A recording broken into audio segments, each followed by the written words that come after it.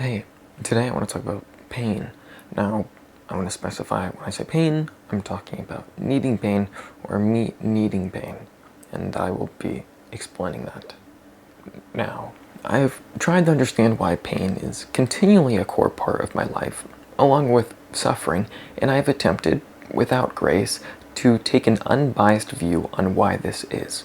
After a significant amount of digging, a lifetime of searching, I have found that pain causes movement.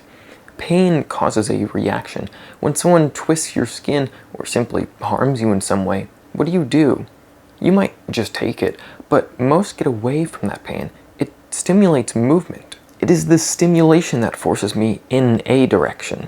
That doesn't always mean forward, but it stops me from being still. The next layer beyond this is to find out why I wouldn't want to be still. But that almost ensures that I come back to a lack of movement. Why wouldn't I want a lack of movement? Well, of course, I want to move.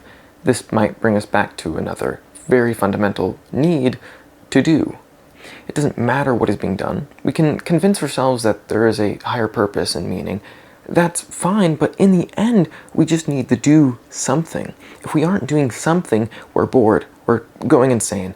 For myself, I link this absence of doing with depression. The worst type of depression, the kind where you don't do anything because there is no reason to do anything, and even deeper than that, no reason to be anything. If the most difficult thing is a phase change, going from one state to the next, then this would explain why I continually put myself in a state of feeling pain. In the context of a human being, a phase change is really just the distance between being or doing at least two things. To be a human, well, you have to be alive, and I'm alive, and you're alive, and we have certain things we're willing to adapt to, and in the end, do. If a lack of pain is then a lack of movement, then if I'm being still, I slowly become nothing, and I wonder why I must live. I know I'm not the only one who has experienced something like this, but the most curious thing is that I am unwilling to give up. I think it comes down to my stubbornness. I am unwilling to change. This change obviously being one from life to death. The means to stopping myself from making this transition is through pain. The same cannot be done with happiness or feeling good. When you feel good, what do? Well, you're probably pretty content with yourself, so you sit still. No, I don't mean literally sit still, but that is metaphorically true.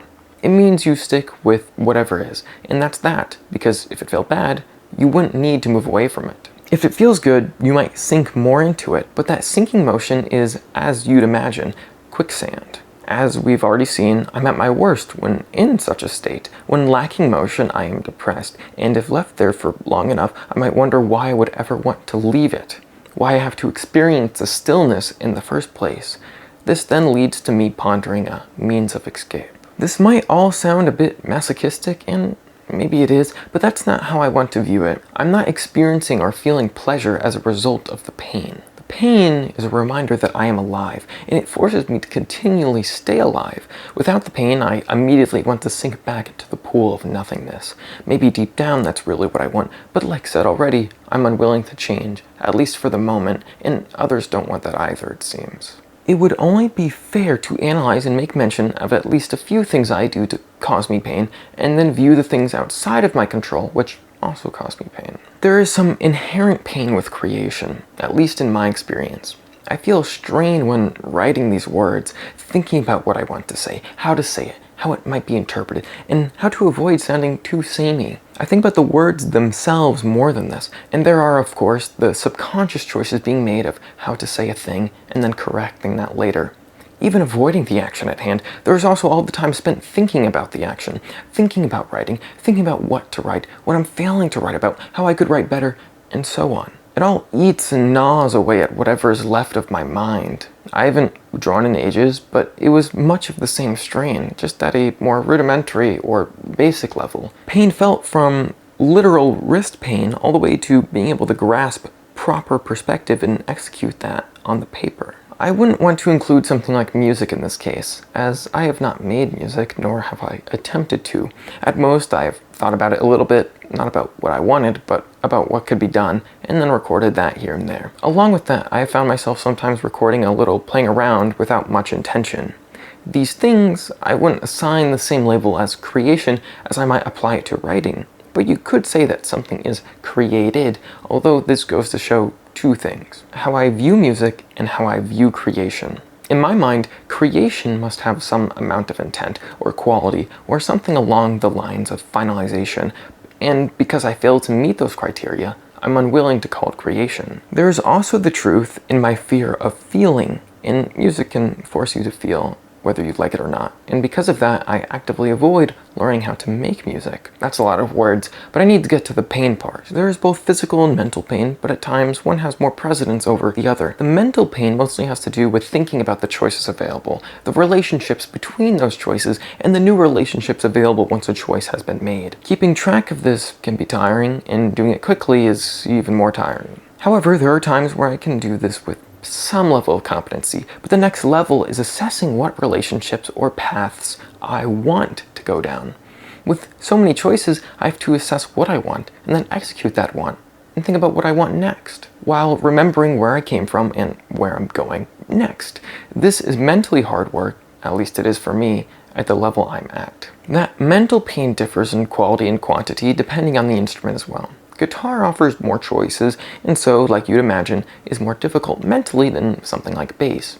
Bass has been a lot easier than guitar when considering choices, but on top of that, based on how you use the instrument, you are making even less choices than are available to you. This has given me a little more control with bass, but nonetheless, that control is incredibly limited.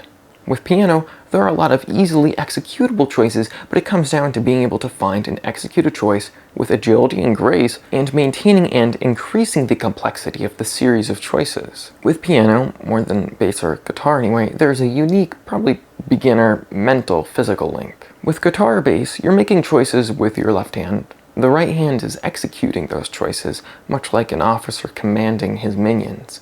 With piano, you're making choices with both hands, or so I would expect you to. There is then this link between having both hands do what you want physically, which ends up feeling like a mental strain, but also you have to make choices with both hands.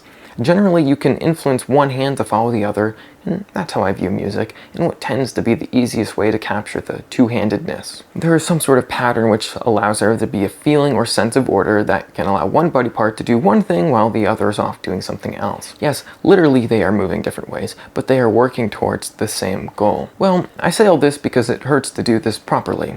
Mentally, it hurts like hell, and physically, it gets straining after some period of time, the quantity of which I don't even know with complete certainty. For the most part, the mental pain outweighs the physical pain.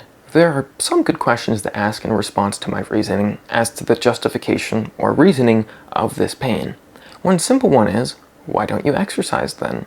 If I want pain, that would be a sure forward path. I would get the pain I want, and for some time, I did. I lifted, but didn't work on cardio. I might have received pain from it, but why give it up then? Well, it didn't work.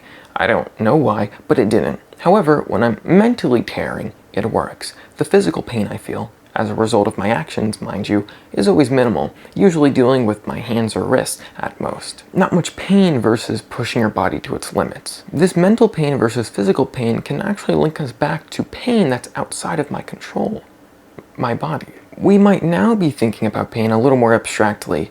When I say pain in reference to my body, I'm not talking about pain in the same way you feel a cut or a needle. I'm talking about how I perceive the body, what my body has, and what it lacks. This, in a sense, causes me pain. We might have the ability to rewrite a lot of our minds, but this, it seems, I am unable to fix. I can't stop feeling this way, no matter how hard I try, and I can get distracted, but when I fail to feel that distraction, I'm right back at it. How does this make me move forward? Well, I'm a human being. I want to either solve the problem or soothe the wound. The means to doing either of those things requires movement, and even if this is ever solved, I then have to continually take care of it, and the means of doing that are actions that cause me pain. I'm always wrapping things back around to cycles because I find them to be fundamental. But I'm sure you knew that already.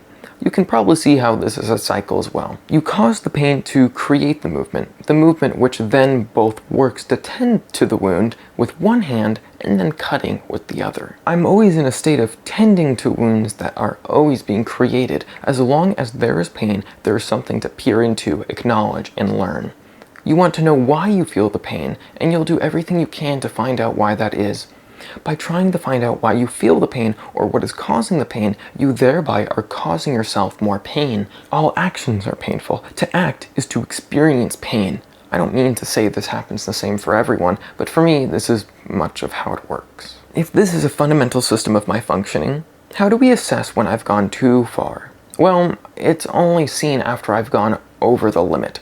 I push too far, I cause too much pain, and instead of moving, I stop and just start to take it. I keep causing injuries, but they stay there, and there's no one to tend to them. This, well, yes, is the problem I'm actively experiencing. I can only cause movement by causing pain, or so I believe this is the case. It takes effort and energy to tend to wounds, and you receive energy by resting enough, and well, I think there's a natural timer for some things. A natural timeout between doing one thing and another. If I can't tend to the wounds, and I can't cause the wounds, what do you think happens? Nothing happens. Yes, very wise observation. This almost sounds like another cycle. Another cycle, simply one layer deeper. Limits can be broken, just like how you can push your body to do much more than it tells you it can handle. The mind isn't so dissimilar. It might beg you to stop, say it can't move, beg to stop moving, but movement could still occur. The blacksmith hammering away at his work isn't concerned about how his body feels, the sweat dripping down his neck. He's concerned with his work, and everything else can be ignored. If so desired, he could push to the point where he ignores what his body begs for. It could beg for him to stop, but if he believes there's a point or reason to all that hammering, he will. The point is, to hammer is to live, and if he doesn't hammer, then he dies. This might cost him other things. He might be hurting himself, pushing too far, pushing beyond what he knows is acceptable, and then continually doing so. But if he doesn't know what else to do, could you blame him? I know I couldn't. It might end all the same way, yes. Whether you hammer or not, there will be a point reached in which that's no longer possible.